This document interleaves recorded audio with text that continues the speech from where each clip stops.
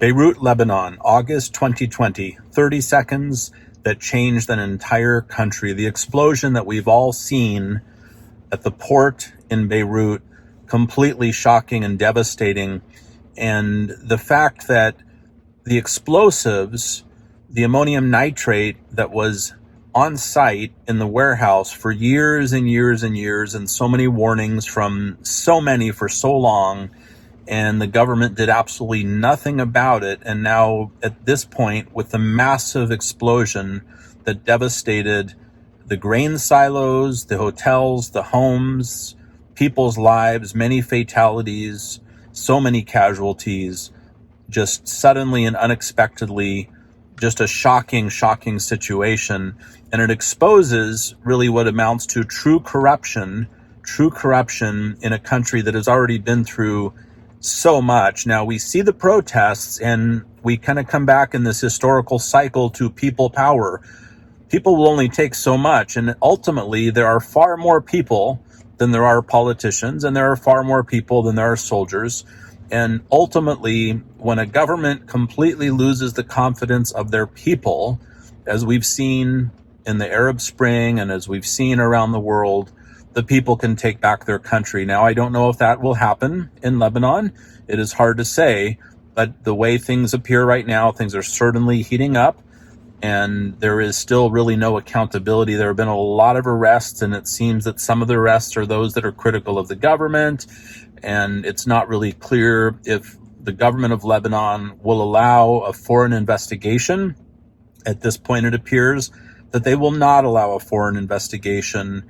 There is considerable concern that Hezbollah is in some way involved in that. They run really the ports in Beirut and are deeply involved in the government.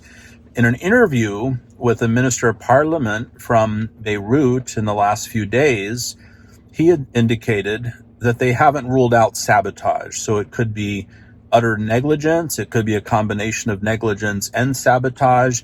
It's not yet clear. And it's also not clear if the government of Lebanon has the capability to run a true, thorough forensic analysis to determine what led to this mass devastation. So it is certainly my opinion that foreign investigators should be allowed to come in and to do comprehensive investigation, including forensics, experts in explosives, and try to figure out really what caused this mass devastation.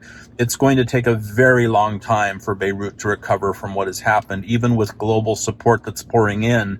And just imagine, in the midst of a peaceful day, in the midst of a pandemic, unexpectedly, those of you that have seen this happen, this explosion it not only rocked Beirut, it was felt in Cyprus. It created an earthquake. So we are talking about an explosion that is hard for militaries to create such a weapon that would make such an explosion as that. It's just a massive impact on that country.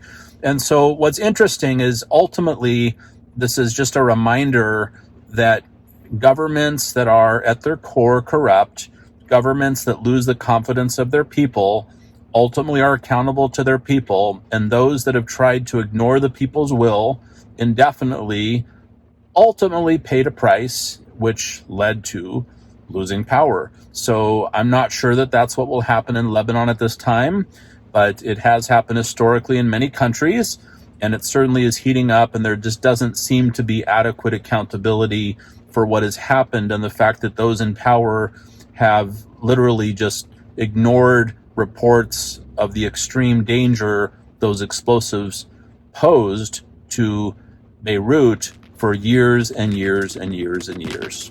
That's it for today's broadcast. Please take a moment to click subscribe, the bell, and all. Thank you. Talk to you soon. Goodbye.